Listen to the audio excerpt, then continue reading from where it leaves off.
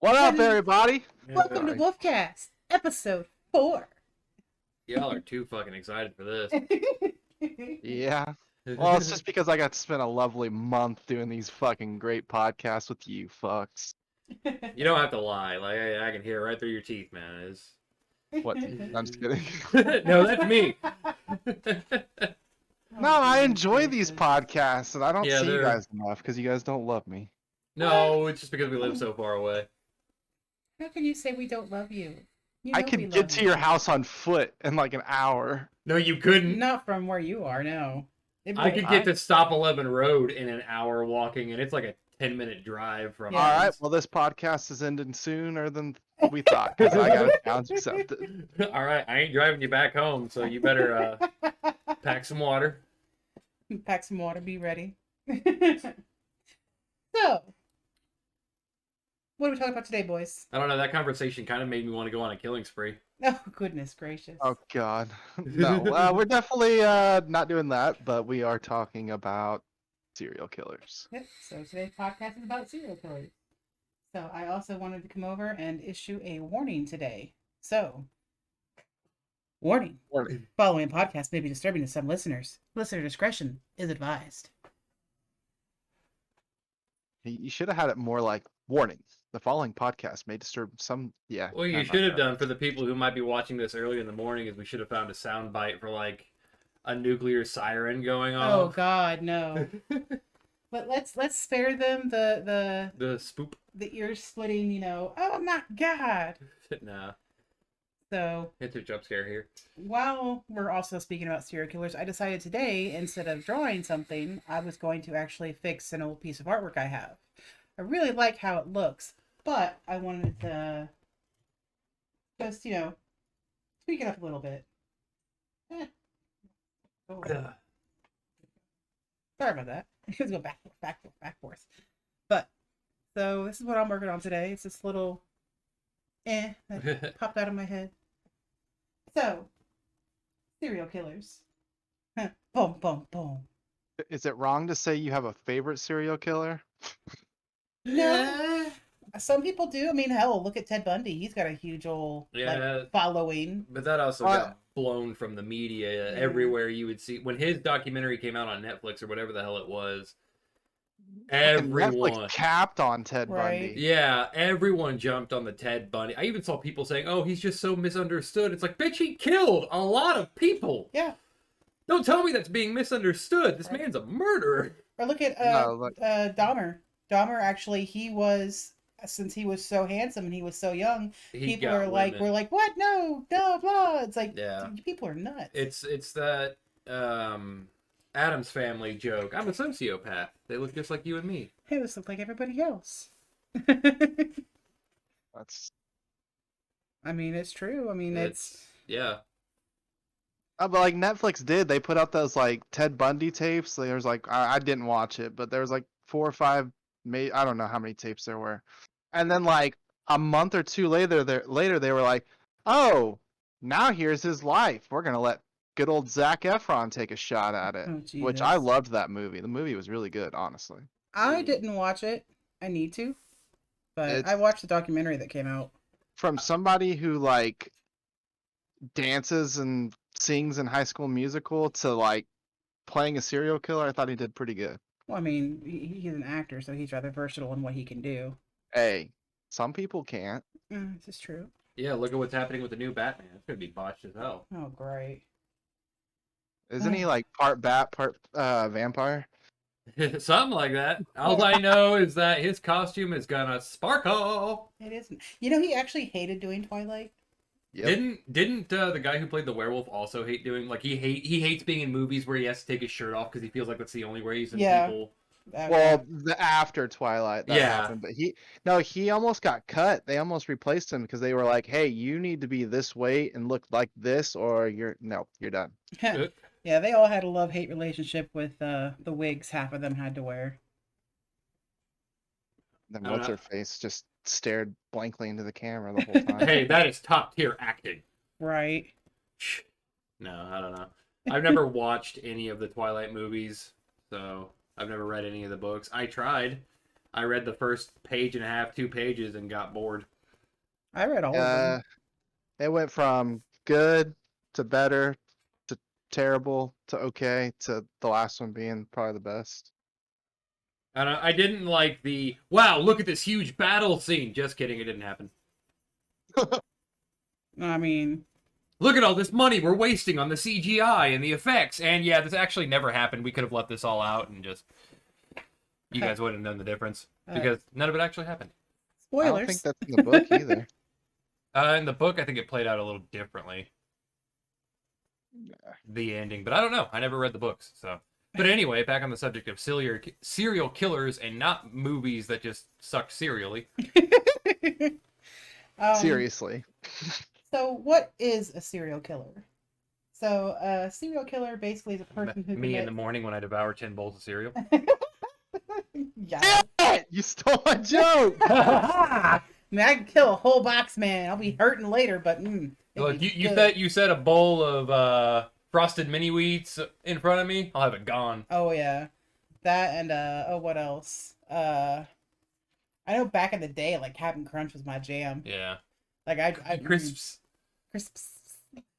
But a serial killer is a person who commits a series of murders, often with no apparent motive or technically following a characteristic, predictable behavior patterns. So basically, it's a person can just kill and keep killing and basically just has no remorse for it. Or if the ones that do have remorse for it, just kill again. Well, And then, go ahead. so on that, you have this comes down to, and I'm pretty sure it's still being studied, but it comes down to a psychological standpoint. You have your sociopaths and your psychopaths. Mm-hmm. I think the difference was the sociopath doesn't feel. They don't care. They kill. They don't care. They don't feel any. Basically, they're missing a conscious. Yeah, the sociopath, because they have no emotions, they don't feel it. Yeah, they kill and they don't feel like what they did was wrong. They don't feel anything about it. Whereas a psychopath might feel from it. But they might feel that joy of killing, of taking a life. That, or they might feel like, okay, I just killed this person. Well, now my conscience is screaming at me, so to make it stop, I'm just going to kill again. Yeah. So they're not... Yeah. There's a bunch of questions, like I'm sure like even like you guys like that you just really want to know the answers to. And as weird and strange as this may sound, I would love to like be in a room with like even like say like Ted Bundy back in the day or Jeffrey Dahmer, whoever. And I would love to just look them in the eyes. And I'm not trying to sound psychotic or crazy, but like literally just be like, I want your opinion. I don't want the right answer. I don't want some bullshit answer, and I know that's what they would probably give me, but I want to know like what makes you tick? Why do you do the things you do? That's one of my biggest questions is like what makes a serial killer tick? I think that I've noticed in like most documentaries and whenever they actually interview or talk to them, they're very clear in what they wanted to do. It's like they don't really bullshit it. They're like, I just wanted to, like, this person, I wanted to kill, or it's like I got pleasure out of it. Yeah. Wasn't there one, and I might be getting this mixed up with a horror movie, that it was women? Like, his mom abused him and was emotionally abusive and all this other stuff, so he just hated women. You'd be surprised a lot of serial killers are that way. Like, their parents were just shitty, or they were just severe addicts, or druggies, what have you, and just because of all of that, it's what caused them to further go into their own. They blamed all of that particular sex and believed all of them. Mm-hmm. Yeah, I know Michael Myers hated people who had sex. He saw that shit and he was like, "Nope, I'm into that."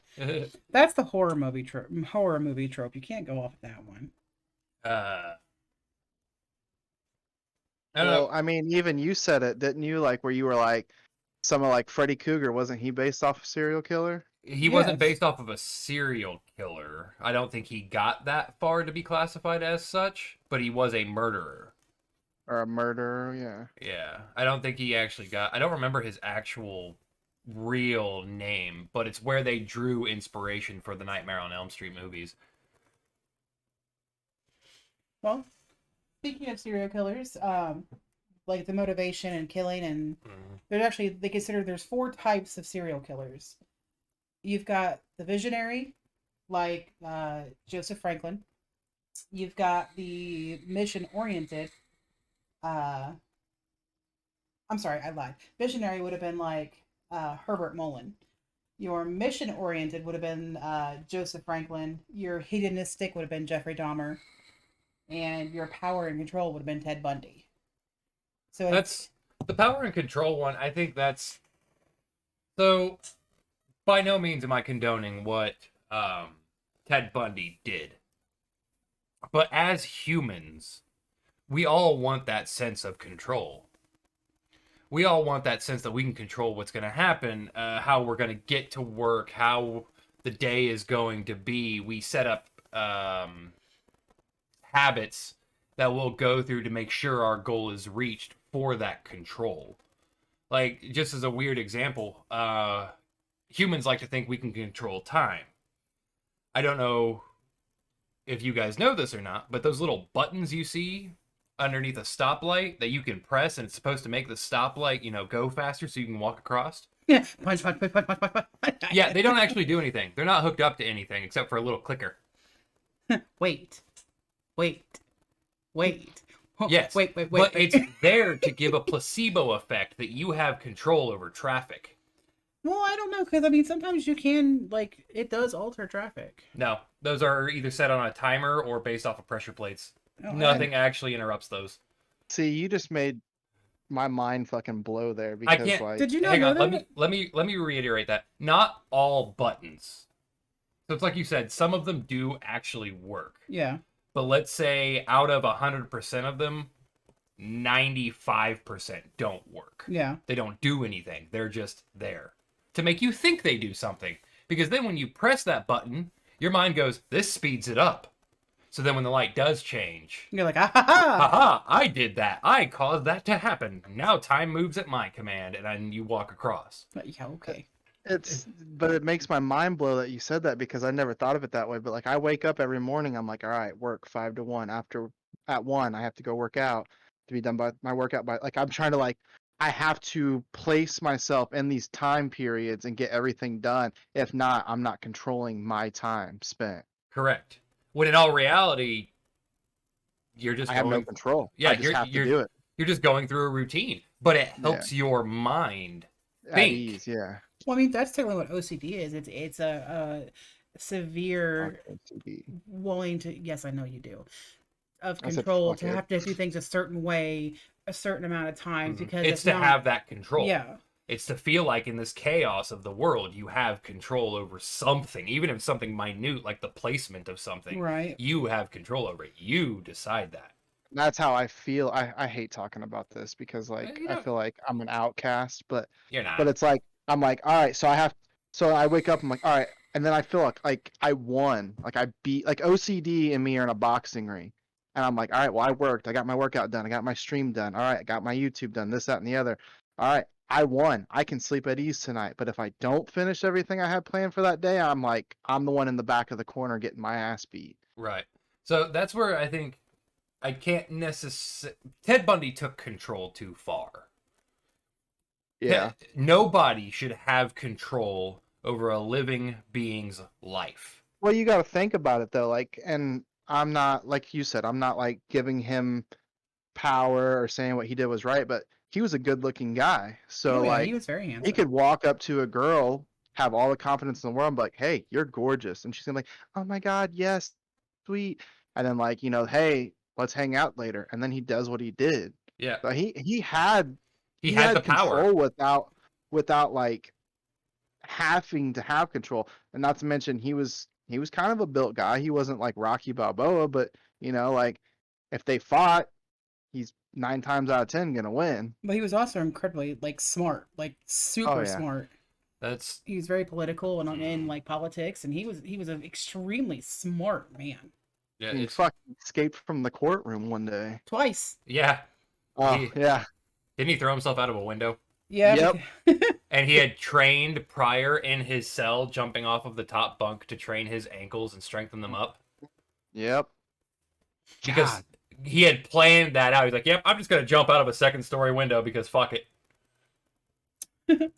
I mean, probably at that point in his, I almost said career, but like his life, he was like, all right, well, I'm either dying in here or I'm dying jumping out of this window. But if I don't die jumping out of this window, my life is free at the moment. Mm. Right. I just don't know why they didn't have people out there waiting for him after he jumped, like people outside. Well, this was also back in the day too, Yeah. so Back in the day, it's it's more lax, and people were just like they didn't comprehend that people, would actually try to escape. right.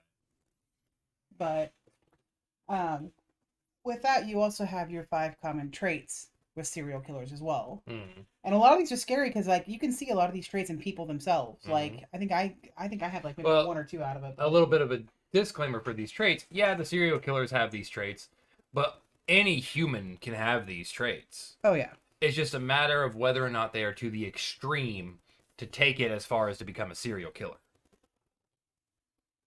So just don't freak out if you're like, wait a minute, I do that. You probably don't do it to the extreme the serial killers did it.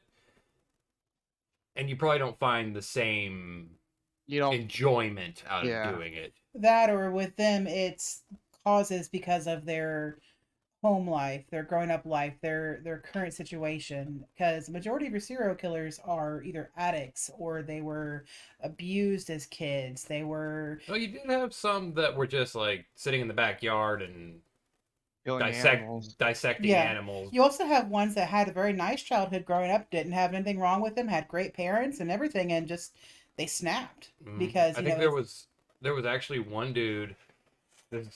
I don't think he was classified as a serial killer because back then we didn't have the classification of serial killer. I believe. no, no, we've had serial killers since like 1700s, if not more. Okay, then he might have been considered a serial killer, but he was obsessed with anatomy, so he would find animals on the side of a trail dead, or I guess a road even, or whatever, or he'd kill them himself and he would dissect them. Well, then he thought, well, I want to see the human anatomy. So he actually went to college and all that fun shit, learned the human anatomy, got to dissect human cadavers. But then back in the day, people just weren't dying. So grave robbing became a thing. So he would steal from their graves and do it that way. Well, then when security started going up on grave robbing and, it became highly illegal and whatnot, he would marry a woman, kill her, and then have her quote unquote buried, but not. In all reality, her body was still in the basement. And I think they went through and ripped up that basement floor one year, like years later, and they found a bunch of human skeletons that he had killed and dissected for the sake of studying human anatomy. Fun. Yeah. So that's just that was just a curiosity. He was curious about anatomy of living things. Yeah. It's just crazy that all these fucking serial killers are like some of the smartest people in the fucking world. Mm-hmm. I mean, I have the same curiosity, but I'm not going to go out and be like, hey, I'm going to go kill somebody. That was one of the key differences. You're not a bad person if you occasionally have a dark thought or a dark curiosity. Oh yeah, everyone has those intrusive thoughts like that. Yeah, you're like, hey, what if this? What if that? How does this work? How does this look? Jesus hit me with the whipping ball bat. I can't every time. Yeah, but so the difference between you having those dark curiosities and thoughts and a serial killer having those dark curiosity and thoughts is they acted on it. That's it. Essentially. That's it. As long as you don't act on it, that you're good. But anyway, back to the list. You have antisocial behavior, but that's a lot of us. Like I know I'm the most antisocial social butterfly you'll ever meet. You get me about 20 minutes in public and I already want to leave. You don't even like leaving the house. I do. But then it's about 20 minutes out. But then it's about 20 minutes out in public and I'm done. Yeah. I don't. But the public sucks. Yeah. Like that's enough human interaction today. Back to my home. Call of Duty.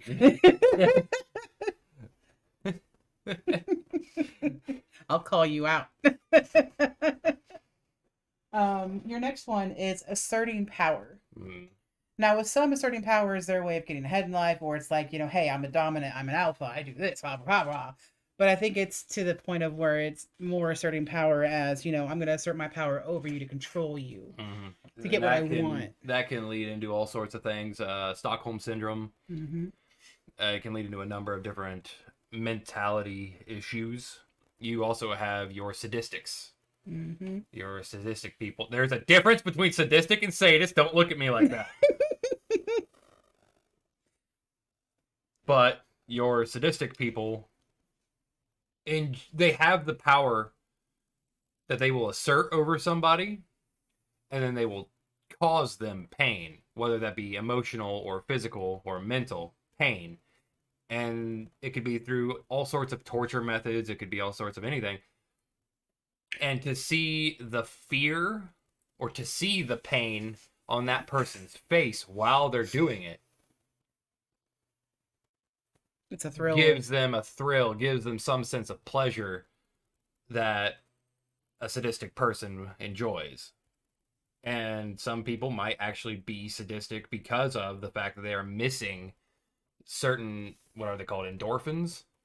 The chemicals in the brain, they don't feel that happiness, they don't feel that thrill, that adrenaline, they get addicted to that feeling, so they keep going and they keep doing it and they keep inflicting pain and keep torturing until they get that rush of endorphins that they just don't have.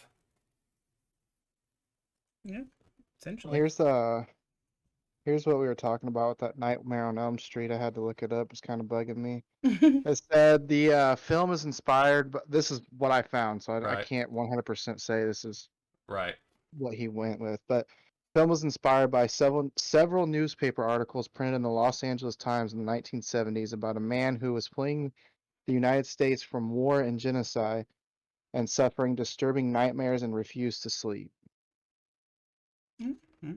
I mean, lack of sleep can kill you. Like it literally it actually can. People are like, I can go 24 hours without sleep. That's great. I can go 48 hours sleep. Oh, that's okay. I can go 3 days without sleep. Now you're pushing it. Like, I know, like, when I was younger, I could pull, like, 24-hour days. I'm like, yeah, I'm great. Oh, yeah. And then eventually I would crash. But, as I've gotten older, if I try to pull all-nighters, I'm sitting there halfway through the night, eyes closing, going, I want to go to bed. And trust me, I'm one of those people that I'm like, oh, I can get 4 hours of sleep and I'll be great. I'll be bright-eyed and bushy. I'm miserable all day. That is a lie that I tell myself to make myself believe that I can do it.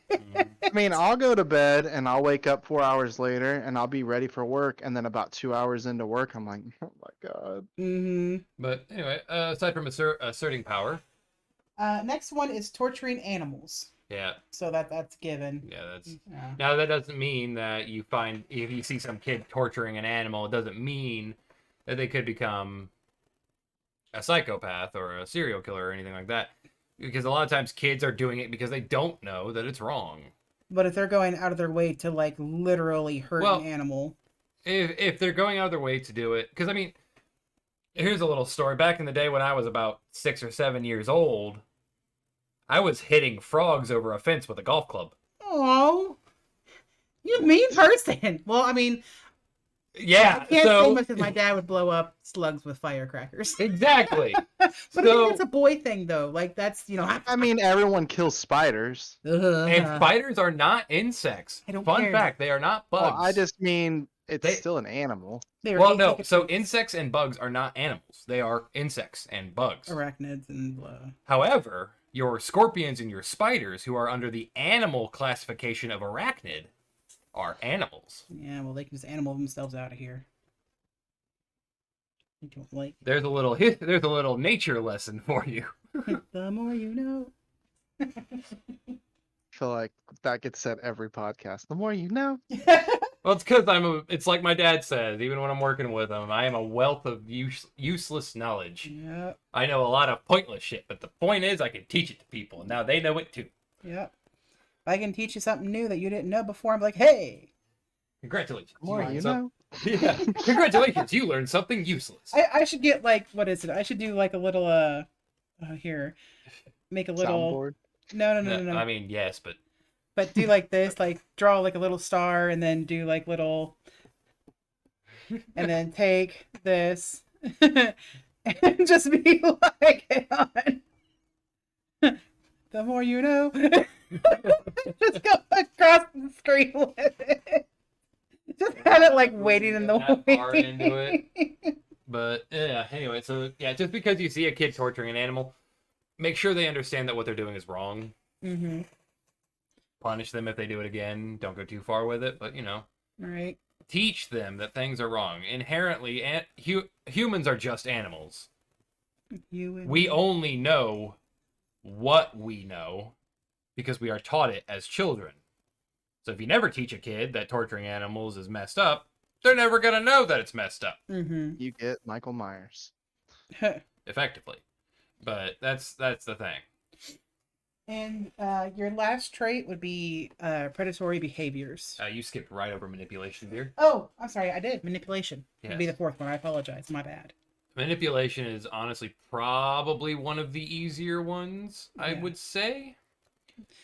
I've dated a lot of assholes in my life that were very manipulative. The reason why is because if a person is being manipulative, one, they've probably been doing it for a hot minute, or in the past they've gotten away with some form of manipulation and they realize that they can get away with it fairly easily. So they'll use this. Hey, honey, remember the whole chess conversation about the queen thing? Yeah, Yeah. Smooth ass. But so that manipulation tactic can come in to where they might see a really confident woman and avoid them completely, but they might see a woman who's a little down on her luck, maybe having a rough day, and they'll feed off of that and make it easier to manipulate them. That's not saying people who are going through shit, people who are having a hard time, are easier to manipulate, They're just more susceptible to it. but they are a little bit more susceptible to it. Anymore, I almost want to say manipulation might fall off. No, because it's still manipulating. Because Well, no, the reason why I say this is because we're starting to get into that point in time in history where people just don't give a shit this is anymore. true. You get a guy walking up to you and go, "Oh no, my dog is lost. Can you help me find it?" Most people are going to look at him and go, "Tough shit.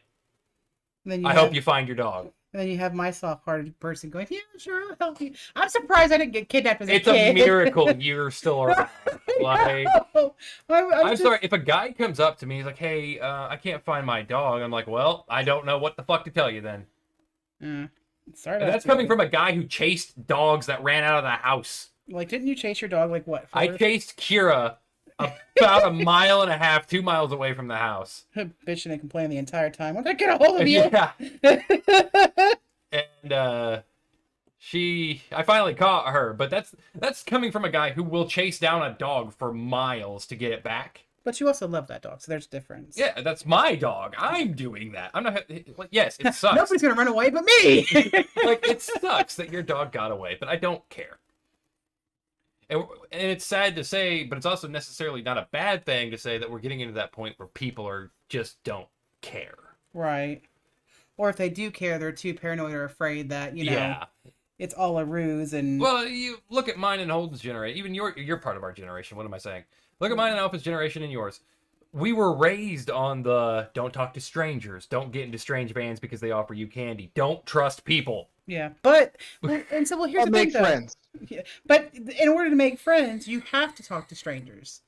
And I thought that was funny. Well, I think I think the way that works is, so as kids, we are told not to talk to strangers. Mm-hmm. We don't see other kids as strangers. I have a story for you. And that's why we got away with it. We made friends that were our age or near our age. Yeah. And then we became adults. And now that we're adults, we don't care if you're a stranger or not. Right. We either like your personality off the bat, or We just hate hope your you're as guts. strange as us and our personalities kind of mesh. Yes. Get a So you don't job think with that I'm a strangers, serial go to killer. School with strangers. Yeah. Teachers are strangers. They are. It just didn't make any sense. But because of that, I never got kidnapped. Good for you. I mean, hell, I even fucking my mom left for an appointment when I was a kid, and I was like attached to the hip. Bolted out of the door, ended up walking around downtown one day. I was probably like 5. Yeah. Goodness gracious. My son did something like that. Yeah. I was there for that phone call too. Yeah, you were there when I got that mad. phone call. I was about to go to that lady's house, but so anyway, another one is the predatory behavior.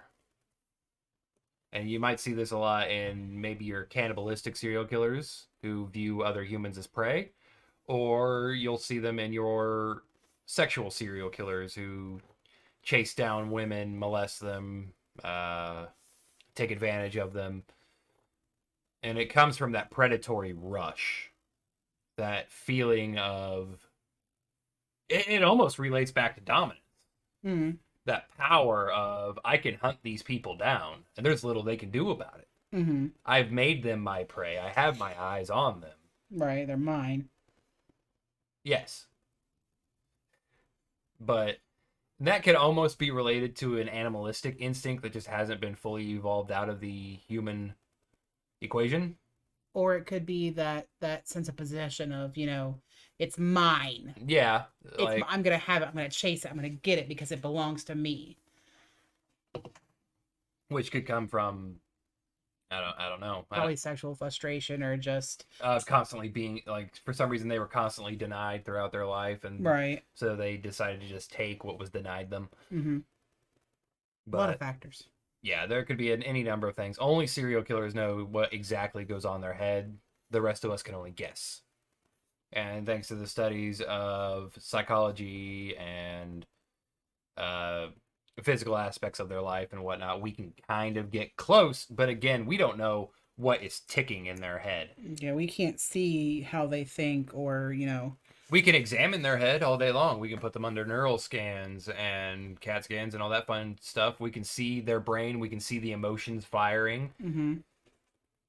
I think that's how they can find out, like, if the serial killer goes out and kills a bunch of women, they could show a serial killer a picture of a woman while studying through a neurological scan, and if they see the side of the brain that triggers anger pop up, they could be like, okay, that makes a little bit more sense as to why you're killing all these women. Mm-hmm. But they still don't know why, like the exact reason. We don't know why you're a mass murdering fuckhead. We don't know why you thought this was a good idea. We're here to tell you it's a bad idea, and you fucked up. Eventually. It's about how that goes. So, there is basically no real reliable estimate for how many serial killers are on the loose today, though, and that's really scary. Like, they say there's at least, 50 serial killers that are out today that are unknown?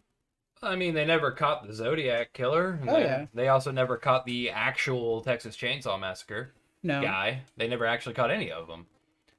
It's a scary thought, though. It could happen anywhere. Yeah. I mean, I have vivid things of growing up. Now, my grandmother, the one that passed away, loved her to death, loved her dearly. I miss her bunches. But she was very paranoid about everything because even with her, she's like, well, don't go out late, don't do this, be careful, blah, blah. Like, she was like, there's people out there, like, she would tell me every time that, like, somebody got killed here, there's murderers, be careful.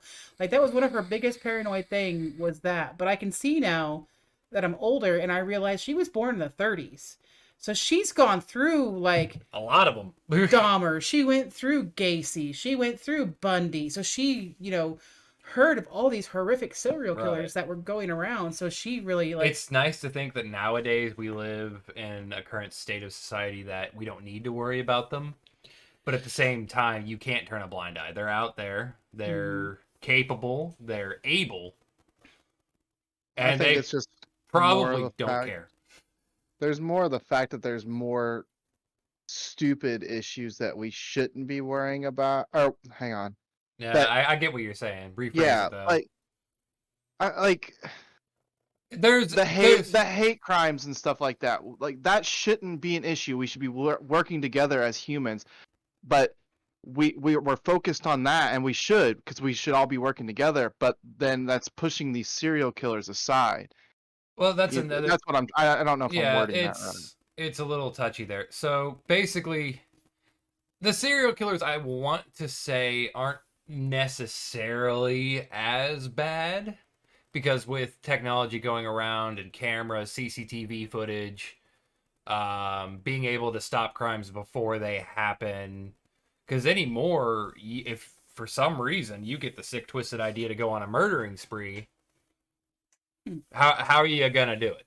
You have to plan for so much different shit. Back in the days of There's no way. well, you'd be surprised, but No, I just mean me personally. Like, right. if I ticked today and snapped, there's just no way. Like, I would be like, I'd freak the fuck out. Like, there's no way. And mentally, I wouldn't do something like that. That's just not me. Well, there's also been people in the past who have sat there and been like, all right, I'm going to go on a mass murder spree. They get to their location, realize how hard it's going to be to actually get away with it, and then they just don't do it. And then they go home. They're like, well, did my good deed for the day. Yeah. Well, Like, what'd you do? I didn't kill anybody. What? so it's just like, it's one of them things. And you look back in the day of Dahmer, I will say this. Security and police response and people with guns weren't nearly as prevalent. Well, that and Oh, half yeah. the time the Now cops didn't care. And now everybody's got a gun. Yeah, pretty much everyone's got a gun. Police are everywhere. I got 2 police officers that live a building down from me. Mm-hmm. And then where we grew up at, dude, when I first moved in there was a police officer on every street.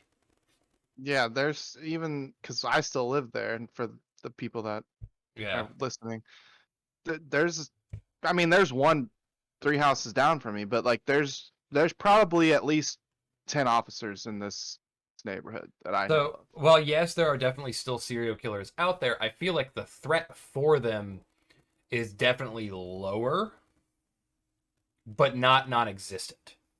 Yeah, Right. I'd agree with We're that. not saying go out and walk at night and be like, hey! Yeah, don't just walk out at night and be like, oh, da, da, da, happy-go-lucky neighborhood. Nothing ever happens to me. Don't do that. Yeah, Still watch the shadows.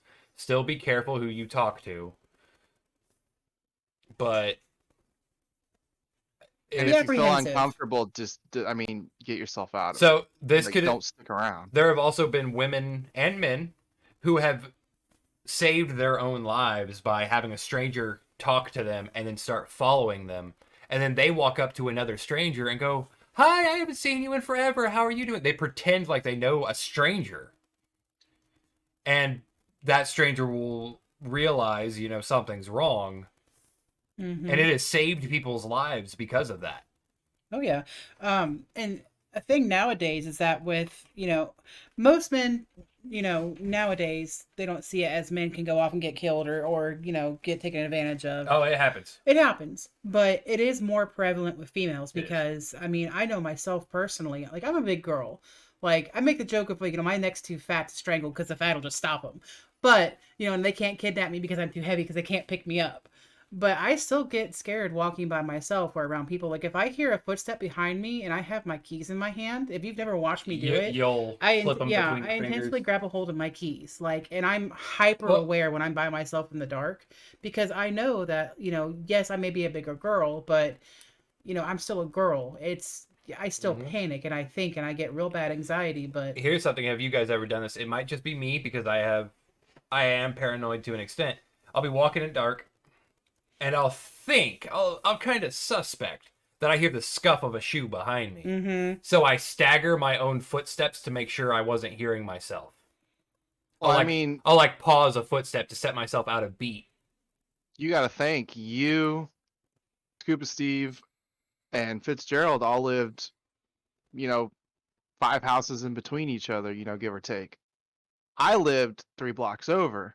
Right. So when I left your guys' house at night, I fucking booked it home. You cut I'm through not that gonna field. lie, I was a What? little bitch back then.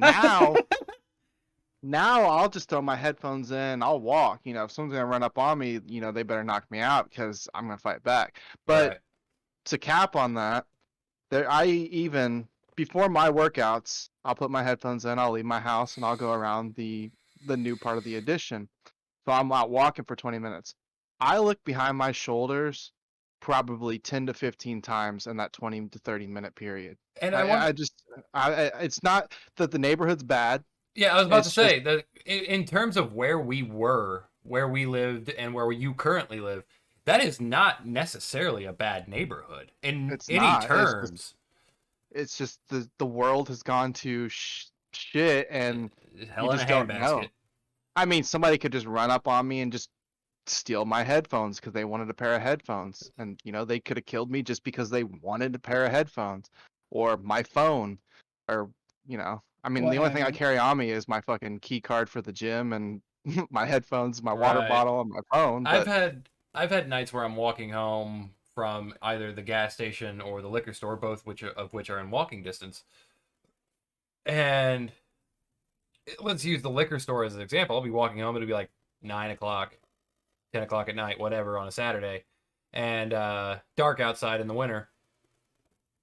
And I'll be holding that bottle in a manner that if somebody decides they want it more than I do, Tink. they're gonna get it in a way they didn't want it. I mean, to be fair, where you live, that's like one of the busiest roads, and a lot of people are always out in your area, Yes, like even yelling, screaming. you walk out at midnight and you've got people hooting and hollering and all that fun shit. Mm-hmm. So you never know. You got to be careful. It's okay to be a little paranoid about things. You don't want paranoia to run your life, but I was gonna say, you don't Because You it goes don't right into wanna- agoraphobic. you don't want to live your life in fear, because that's not a life worth living. Well, But I mean, definitely just there's a difference between fear and cautiousness. yeah. But I think a lot of people eat off that fear. So and even the mind works in weird ways, and I know you'll be able to explain this more than I will, but like you're sitting there walking and you're like, it's 1, 2 o'clock in the afternoon, sunny as can be, 91 degrees outside, maybe a slight breeze, whatever. There's people, cars going around. Surely nothing's gonna happen, but it takes 3 seconds, if Oh, that. yeah. Someone Yeah. run up on you, bink, dead. Yeah, I mean, It crosses the mind, and it's honestly because of the society we live in now. We hear about it all the time on the news. It's in the newspapers. It's on the radios. You'll hear about so and so got hit over the head in an attempt to steal something off of them. It wasn't It wasn't. They didn't know each other. There was no altercation. Some dude just ran up, bopped another dude over the head, stole his wallet. Mm-hmm. but what I was gonna get at is that, like, your mind starts to play those mind games with you. Like, What sitting if there thinking, this? What if that? surely it's not gonna happen. But then, like, you're like, oh fuck, maybe it is gonna happen. So you're looking over your shoulder. You got your hands clenched, or in May's way, her keys, or you with the bottle. Or anymore. And yeah, people can laugh at me all they want. I don't own a gun. I don't have enough money to own a gun. What I do have a plethora of is knives. Knives, swords. And So- let me tell you, this motherfucker's good with tomahawks and cod. Yes, because that translates into real life. But I mean, maybe. But there are times I'll always have a knife on me if I'm walking anywhere. Sometimes I'll have 2 or 3, I usually carry one with maybe me too. 4. But Doesn't carry his wallet. Has a knife. my wallet Essentially. is a knife. No. They make wallets that have knives attached to them that you can get. They also Yeah. have little cutting boards on them. Knifeception. Yeah, but so yeah, you got that argument. What are you going to do with a knife if they have a gun? Well, probably nothing. They're going to get what they want. But if somebody comes up to me and starts fighting me, I'm gonna fight back. I'm going to fight back, and I have the advantage because I have a knife. Yes, guns are prevalent, but in the event that somebody's running up on me, if they're running up on you, they probably don't have a gun.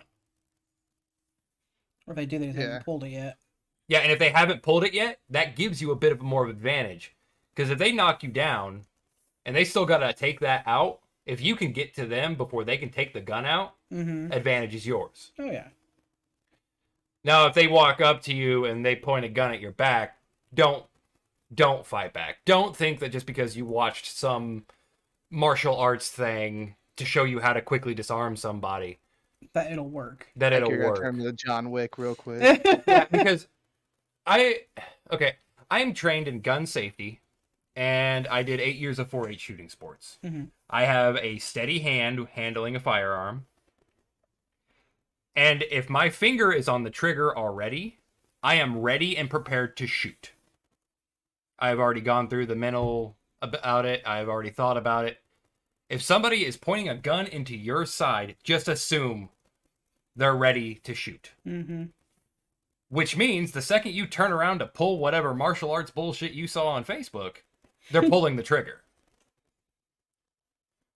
Because at that point in time, their life is threatened. Yeah. I mean, yes. Yes, but at the same time, you also got the people who you will see. Honestly, a person that doesn't know how to handle a firearm is more dangerous than a person who does. Mm. The reason why is because you get a guy who's prepared to rob you, prepared to kill you, but he's scared, he's shaking. Mm-hmm. His finger is on the trigger even though he is not prepared to shoot, which is a big fucking red flag, by the way. Mm-hmm. It's been beaten into my head to the point now I'll pick up a fake gun and my finger never rests on that trigger. Even if it's an arcade game, my finger will not touch that trigger until I am prepared to shoot. But you'll get a guy robbing a bank, killing somebody, robbing somebody, whatever. If their finger's on the trigger and they are shaking while holding that gun, that is the most dangerous point. Mm-hmm. Because they are nervous, they are scared. Any sudden movement could make that finger twitch just a little bit more. And then kaboom, they just killed somebody they didn't even mean to. Or they just shot somebody they didn't even mean to. Huh, Uncle Ben. Oh my god. Okay. But yeah, that's just how it is. A sudden bump could make that gun go off. So do we want to talk about any certain serial killers before we wrap up? Oh, has it already been an hour? No, but I just didn't want to like. I Oh didn't know yeah, if we wanted- go off subject so much. No, I mean I'm fine with what we're talking about. Everything's knowledgeable, and we're giving safety tips and all that stuff. But like, I didn't know if there was like certain serial killers we wanted to come across, or if there Oh, was like some I have- female ones that you talked about. Oh yeah, there's and You had the actual Black Widow. yeah, I didn't look at that one, but yeah, I think yeah, Because was she one would of them. poison her. She would marry rich men and Mhm. then poison them to get her money. That's how she was a really rich woman. She was really pretty. She was really confident. She could get any man she wanted. And she knew that. Mm-hmm. So she would marry rich men, wait until the will had been settled and all that fun stuff so that it was set up that she would get as much as physically possible. And then she would poison her husbands with arsenic. Mm-hmm. Colorless, odorless. Yep, Put that it was in a big one food. back then. The wife, what is it? The wife's special ingredient or whatever the hell they used to call Yeah, it. it's arsenic. Yeah. Yeah. And that's how she would do it. And she killed probably 8 or 9 men and was really, really rich. Oh yeah. There was another one that I was watching. I was watching it off of Bailey Sarian's channel, the one that does murder mystery and Mhm. makeup. There was one where this one lady, this is back in the 1700s, but she came from a rich family, Mhm. married a not so rich guy. He ended up making money, but he ended up, losing his business and becoming poor. So she ended up killing him. And before doing that, had all of his funds transferred over to her. Well, her money started to run out, so she married somebody else Mhm. and then killed them. And then it came to where she was luring other men, saying, "Oh, I'm a rich widow. I'm trying to combine your finances with mine," and killed these men Mhm. to get their money.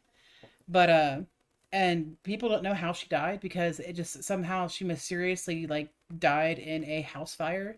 So they don't know if it was either the groundskeeper did it and killed them all, or if she planned it, because it also ended up killing her daughters. So, but yeah, because she wanted money, and she didn't want to be poor. There was another big one. It was Eileen Carroll Warren's, but she was like real big. Like so a thing with serial That's what I killers, was looking at especially right her. She was in Hotel in American Horror Story. That's why I really loved that one, because Hotel dealt with a lot of your serial killers. She was in there. That was her. Yeah, that was her. There's also a movie based on her called Monster with Charlize Theron. Mhm. But Her story's interesting though. yeah, she was a sex worker when she was younger, because she was like sexually abused when she was younger, Mhm. and so she ended up becoming a sex worker to make money, and she would kill men. But she would say it was because they were going to, sexually assault her, and so she killed them so they wouldn't kill her. And But the thing is, though, is that she actually was a lesbian. Like, she had a female partner and everything, and her partner for the longest time kind of worked with her. Like, she didn't kill anybody, but she knew of what was going on. And, but she killed a lot of men. She, like, right now they have it as 7 victims, but, I mean, she killed men all the way from 89 to 1990. So underneath on this list you have here, you have one of the serial killers that intrigues me the most. The Zodiac Killer? Only because of the mystery surrounding him. Oh, I yeah. want to try. I know I'm not very good at it. I don't study the subject. I don't, by no means have I, but coding, like decrypting codes, decrypting these mysteries, that is incredibly interesting. And I've always wanted to just try. Because there are still several that we haven't figured out what the hell he was talking about. There's one they have decrypted. They have decrypted it, but it makes no fucking sense. Yeah. It has nothing to do with any of his prior messages. True. But they finally deciphered it. Yeah, after how long, though? How long did that take them to decipher? I will tell you. Hang on. 51 years. Yeah, it took them 51 years to decipher one message. I'll find out what exactly it said. I can tell you. You got that too. I can tell you what it said. So here is what they deciphered. Saving the podcast. So after 51 years, it's called the 340 Cipher. It was solved by code breakers David Ornock, a software developer in Virginia, Jarl van Eck, a Belgian computer programmer, and Sam Blake, an Australian mathematician. From all over the globe. Right. And this is what it said. I hope you are having lots of fun in trying to catch me. That wasn't me on the TV, which brings up a point about me. I am not afraid of the gas chamber because it will send me to paradise. And they have it noted that paradise was spelled wrong. All the sooner. Because I now have enough slaves to work for me where everyone else has nothing when they reach paradise, so they are afraid of death. I am not afraid because I know that my new life will be an easy one in paradise, death. Yeah. It's literally just saying, haha, you caught the wrong dude. Right. And I don't care that you caught the wrong dude, and I'm not afraid to die, and as I knock stuff over. But the case has been marked inactive since 2004. Yeah. Yeah. That just shows you that that's like 7 or 17 years away, or in the past. Yeah, Mhm. That shit's still happening. Let's see. Like- I've got 2 of my favorite ones on here. Yeah, you got Jack the Ripper. I've got Jack the Ripper, and I have Elizabeth Bathory, Okay. the Bloody Countess. Yep. Like, those are my, Jack the Ripper intrigues the hell out of me. Like, I know I'm English. I'm not trying to be biased, but damn. Like, it's just intriguing. He killed dozens of women and harvested their 5. reproductive organs. 5 allegedly. Allegedly, 5 that we are aware of. canonically are the ones. Yes. What was it? But he harvested their female reproductive organs. Yeah. And they were all hookers. Yeah, but back in that time, I mean, those would have been easy pickings. that and people didn't care. Yeah. Oh no, the hooker died. Oh well. Oh no, it's all right. It wasn't a businessman or a man. It was just a woman. Yeah. Doesn't matter. Didn't Dahmer like mostly go towards like men? Or Yes. did I read that wrong? Dahmer went for men. Let me It's see. just like no one's fucking safe. Yeah, essentially. What about H.H. Holmes? Yeah. Oh, I actually have him on here. Hang on, let me find. The Murder Castle? Yeah. Where he made Three- that. He 3-story building? Yep, and a fun fact about that building, he would fire construction workers. So he would have construction workers come in to lay the foundation and wall, then he would fire them. Then he'd have another construction crew come in, and the reason why is that nobody would know the exact layout of this building. Mm-hmm. So Says it was filled with gas lines, trapdoors, and soundproof rooms in the maze that no victims could escape. Yep. That is... Oh my god. yep. And besides being a serial killer, he was also a con artist and a trichomist. And he was the subject of more than 50 lawsuits in Chicago alone. But Killed more than basically, 200 people. well, No. estimated. Yeah. He's 10 to confirmed. 34. Yeah, he's confirmed 10 to 34, but 200 plus estimated. But his span of crime lasted from 1891 to 1894, mainly located in like Illinois, Indiana, Ontario, and Pennsylvania. Yep. Oh, I don't like one of those names that you just said. And then here's this might be the Black Widow or might be somebody else. Was she German? I don't. So Maybe. there was a German serial killer. Her name was, and I apologize if I mispronounce it. It was Gestina Margaret Gottfried. But she was a German serial killer who murdered 15 people by arsenic poisoning in Bremen and Hanover, Germany. But she was actually the last person to be publicly executed in the city of Bremen. Mm-hmm. And then, let's see, you have ones that are still alive. You have the son of Sam, who David Richard Berkowitz. But he would kill people with basically a 44 caliber. He also had the nickname 44, the 44 caliber killer. But he killed 6 people, 7 wounded. His span of crimes lasted from 76 to 77. But he's still in jail, and you know they keep trying to get him out on parole, and he's like, "I don't want to leave. I know what I did. Mm-hmm. I'm fine." It's that Family Guy joke where the dude's sitting in jail and he stabs himself. He goes, "Ow, is that what I've been doing to people? I'm a monster." Mm-hmm. What was it? It's like in his 2016 hearing at Shawangunk in New York, he stated that while parole was unrealistic, he felt he had improved himself behind bars, adding, "I feel I am no risk whatsoever." But, you know, they're like... He's being called a model prisoner. Yeah, he's a model prisoner, but he's been denied all his paroles, but he's like, I'm fine. There's my Jack the Ripper. One of your favorite Jack the Rippers, did you mention that he killed approximately 100 people over 6 months? Well, canonically they go after he killed 5, but a lot of murders back then would have also been blamed on Jack the Ripper if they followed any form of... You had people who were murdering people, and then they would report... So the guy who murdered somebody would report it to the police, being like, "I just found a Jack the Ripper killing, and all they did was kill somebody and rob them and making it look like it was Jack the Ripper." So here's one that's going to blow your mind.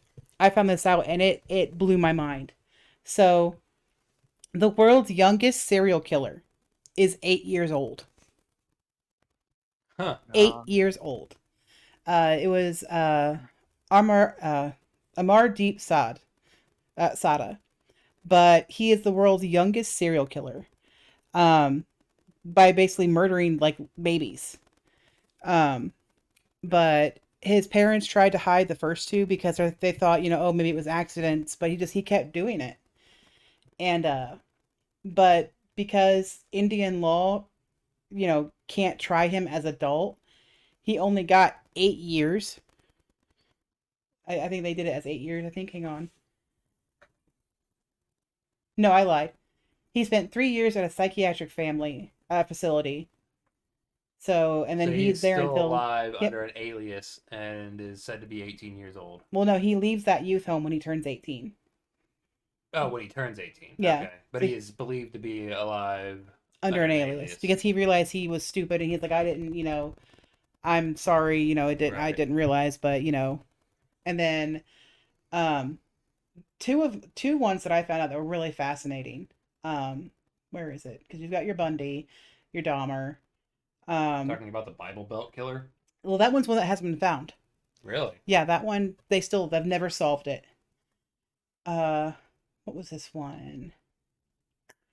There was one that I found that I really, really liked, but there is... Who was this one? Oh, yeah. So, Joseph Roy Metheny. So, what he would do, his nickname was Tiny. Okay. But he was a 6'1" tall, obese man. Okay. He was an addict. He was a gambler. His wife left him. When he killed people, he chopped them up, mixed them in with pork, and sold it on his roadside restaurant. Huh. Yep. So an American Sweeney Todd. Essentially. In Maryland, he would chop it up, put it in the pork, and serve it as burgers to basically unwitting customers from his roadside barbecue stand in Maryland. Huh. But his thing was that he had killed one person. I think it was a sex worker. And then he thought somebody had seen it, killed him. Thought the fishermen across the bay had seen him, killed him. and just he was just insanely, like, he was also a really bad addict and he was just nuts. But that was really interesting. And then here's one that it's so fascinating. Like, and he was a cannibal, but he only ate one person. Okay. So this is Armin Mewis. He is a German former computer repair technician who achieved international attention for killing and eating a voluntary victim in 2001. Now, here's the thing, though. He stated through his entire thing that he didn't want to eat somebody just willy-nilly. He wanted to have a voluntary victim. This is the guy who went on the black market and found one. No. It was back when the computers were all first coming out. And there was actually cannibal websites, because there was people that would get off on that would, say, oh, I want to be eaten. Oh, well, it's so hot. Oh, blah, blah, blah. And Bailey Sarian goes more into that if you go to her channel of her makeup, like mystery murder makeup. She goes into whole detail of it. But he found somebody online the first time. The guy came over. He says, I'd change my mind. I don't want to do it. I don't feel comfortable. And he let him go. He's like, fine, go ahead. Because he didn't want an unwilling person. So the one person he did find, he essentially sliced off his penis. They both ate it together because the guy wanted to know what it was like to also eat something. But and there's a whole video of it, but you can't find it. But he dismembered and ate the corpse over the next 10 months, storing body parts in his freezer under pizza boxes and consuming up to 20 kilograms or 44 pounds of flesh. So, but he was doing this mainly for sexual pleasure. But he kept saying throughout his entire thing, he wanted a willing victim. So, and the guy was willing. He's like, yeah, I'm right. I was like, I have nothing more to live for, just go ahead and do it. And that fascinated me. Like, I was like, holy crap. Let's see, here's a little bit of, that they're coming up on time limit here, but a little bit of a cryptid saying, or a lore saying, depending on where you're from, the Wendigo. It is said the Wendigo is a spirit of the mountain that will, kill and eat people up there. But it said you can become a Wendigo in the event that you resort to cannibalism while high up on a mountain. You will turn into the Wendigo, even if you killed the previous one, because it can be killed. It's not a big fan of fire, apparently. Well, most things aren't. But, yeah, so that could just be, a mythological thing to turn people away from cannibalism, because people need that, apparently. But yeah, right. That's eating people's bad, okay? Pretty much. Okay. But yeah. It's crazy, and there's still so many unsolved ones, and there are still so many serial killers still in jail. There were two guys chilling in a hot tub. No, there were two guys. They were incredibly smart. They came from incredibly rich families, and they decided that they were going to kill a kid. It was one of their neighbors' boys, and they decided they were going to do it because they believed they were smart enough to make the perfect crime. So they killed the kid, and they went through all these different steps. What fucked them over wasn't only their overconfidence, but they threw their murder weapon out of their car. And the murder weapon had, I believe... No, somebody had seen them throw the murder weapon out of the car. And that's what got them... There had been a random dude walking down the road at night, and he just happened to see this, I think it was a crowbar or something, get thrown out of a moving car that was covered in blood. And that's what ended up ultimately convicting the guys. Mm-hmm. And they were doing it just because they believed they were smarter than the system. Nope. So they were cocky. Yes. Damn. They were incredibly smart guys. And they could have been literally anything. Anything they wanted. They had the money for it. They had the intelligence to do anything they wanted. And they decided, we're going to kill this annoying kid that lives down the road.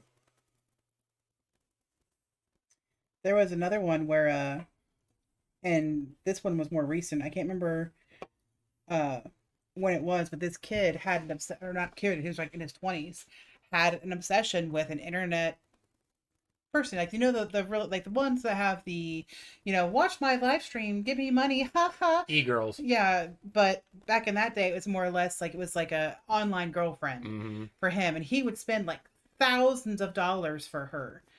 Ended up killing his entire family because they tried to keep him from sending money to her. Mm-hmm. And this woman had no idea what was going on. Murdered his mother, his father. I think he murdered one of his younger brothers, but his older brother got killed as well. It was just him. And he had no remorse, nothing whatsoever, because he wanted to just, All he felt was for that one person. yeah, wouldn't get a job, wouldn't do nothing, and was just so mad that it would try to keep him from her. Like, it's, dude, you're an adult. Like, this is, That comes down to they were missing something. yeah. They probably had been denied a bunch. He was a wealthy kid. Well, that's what I'm saying. He was probably denied a bunch by women and felt that was unjust. So then when this woman showed up and showed him attention, yes, he was paying for it, but showed him attention, showed him something that he just wasn't getting. He got addicted to it. And, well, when you try to take away an addict's stash forcefully, Yeah. they get violent. Never ends well. Yeah. And that's the fucked up thing. A lot of serial killers come from just constant denial or constant abuse from home, or they're just fucked in the head from the start, and that's unfortunate, but it happens. Yeah. And a lot of them do have a motive, like not Dahmer, I apologize. Bundy. Like, he never really admitted it, but a lot of his murder victims, if you notice, always had long brown hair and had a certain look about them. But I think they said it was based off something, either a previous girlfriend that, I think it was that they had been together and they just ended up breaking up, and just every person he killed resembled her. Mm-hmm. He actually had a girlfriend too, like, and I think he was married and they had a kid, but like, he never killed her, but he talked about how I wanted to kill her, but I wouldn't let the voice in my head Take do It was it. probably his rock, like his what? his stable place. Yeah, Well, his she never, yeah, she never knew what he home. was doing, but like, there's a book about it, and there was one survivor that survived. Like, she escaped him, and that's how he ended up eventually getting caught the first time. Like, she identified him, but can you imagine? Like, I survived a serial killer. Yeah, Like- that would be something. And unfortunately, that would be something. Not only would I not wish it on somebody because, first off, the horrors you would witness for surviving a serial killer, that would suck alone. And for two, because of the way humans are now, you meet the woman who survived a serial killer, what are you doing? You're asking her questions. And that could make her relive something she doesn't want to relive. PTSD. On top it. of that, she's gonna be looking over her shoulder 24/7 a day. Yeah. Or 20, The yeah, every day. paranoia. And and then you're gonna get all this attention. Hey, you escaped so and so. You're famous now. Yeah, you're famous now. So all these other serial killers are like, all right, well, he fucked up. I'm gonna go finish the job.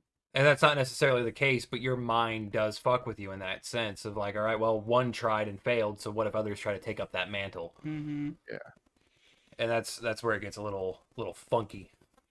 Or like the one that was on Netflix, I did some research on as well.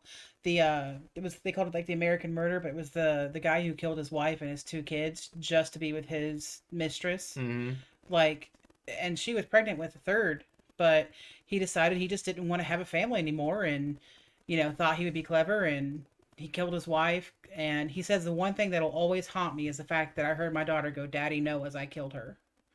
Like, he killed his two daughters with his bare hands, and he shoved them, like, I get goosebumps from that. Like, I couldn't imagine. Right. And but shoved his daughters in this big giant oil rig and buried his wife in a shallow grave, like at his work site. But I'm like I could never imagine hurting my son in that way ever. Like, and just the fact that all because you wanted a piece of fresh, you would destroy your life and their lives. On a slightly lighter note, and this is not condoning murder, this is not condoning serial killers, but you kind of got to give it to the women of the early hundreds. So way back in the day, even this can translate to nowadays, depending on the situation, women didn't have a say in who they married. Mm-hmm. They either got married in because it was decided at their birth, or the man went, "I want that woman," and so they were forced to marry him. These women would hate their husbands. And the reason why arsenic became a woman's best friend is because it got them out of those marriages. Mm-hmm. And since back in the day, arsenic was a lot harder to find because it's odorless, it's tasteless, you honestly can't tell it's in there without chemical testing, they got away with it. But they were free when they did that. So yes, they murdered their husbands, but their husbands were probably abusive pieces of shit who probably deserved it. And that woman had probably been forced into the marriage in the first place. Yeah, or in certain situations, it's just the husband's abusive. Mm-hmm. And back in the day, divorce wasn't easy for a woman to do. Oh. A woman could file for divorce, assuming the court even allowed it. And then the husband goes and shows up and is like, "Yeah, I don't want to be divorced." And the court's like, "Well, man said no." Well, that, and also with the world being such a Christian-based society, divorce was just like, oh, scandal. Yeah, you married for life. Yeah, you married for life. Was. I had it pop up in a conversation recently. It's like, you swore before God to marry that woman. I was like, first off, I didn't swear before God. I'm going to stop you right there.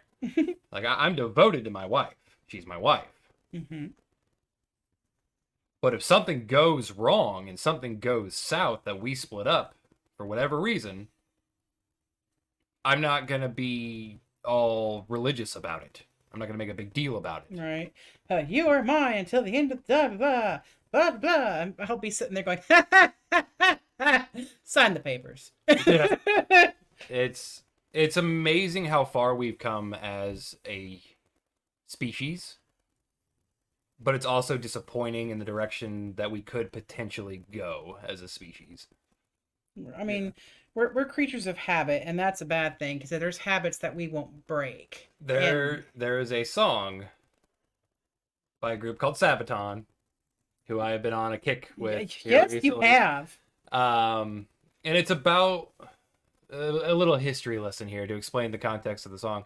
It's about when the days of the samurai basically got blown away because guns became a thing. Yeah. And it's talking about the last of the samurai standing their ground against the rest of the nation who wanted their belief system gone. And Crusade. Yeah, the Crusades. The Crusade? Well, no, the Crusades weren't that. The Crusades were the pursuit of worship my God or die. That wasn't new taking over the old. It was our religion's the only good one. The Wiccans, the pagans, the Celts. Yeah, but it wasn't. It wasn't. We're a new religion. We're taking over. It was a new religion at the time. But that wasn't their point. Their point was, you guys are heretics. Convert to ours or die. That's what it was. This was different. This was basically stop forcing your old ways onto the new ways, or we're going to make you. And that's what it went to. The samurai wouldn't stop forcing the ways of Bushido and all that stuff onto this newer generation of people who had guns. So the people with guns killed the people with swords because of it. And the song literally, how does it state it?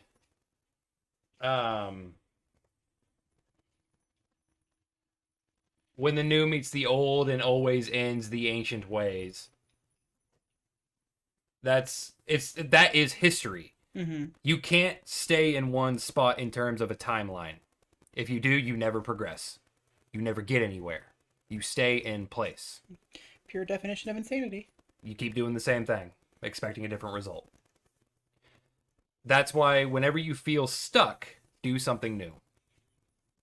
Even if it's not something you might have liked in the past, do it anyway. It's new. Change it. Make it different. Because the new will always win against the old. It might take a minute. But it might take a minute, but new will always take over. We learn things. We make new things. New inventions can change how we act. Oh, yeah. Oh, yeah, people can say all day long, people don't read books anymore. They're too busy looking at their screens. What do you think they're doing on those screens? They're reading. They're still reading. They're reading. And so, in some cases, they're reading the very book you're holding in your hand. When books were invented, people thought that was nuts. When writing with a pencil was invented, people thought that was nuts, that a hammer and chisel was the way to do it. Right. Well, also you have that same argument of, oh, people in the generation, they have their nose in a book or their computer. I mean, It's always been something. Well, it's like back in the day, it was newspapers. You could get on a train and see almost everybody with their face in a newspaper. But I mean, it's that knowledge of learning and technology and advancements. We are still doing the same exact thing, just with new tools. That's it. And it also comes down to the fact where if somebody's doing something they enjoy, let them fucking enjoy it. It's like unless it's murder. Unless it's murder, yeah.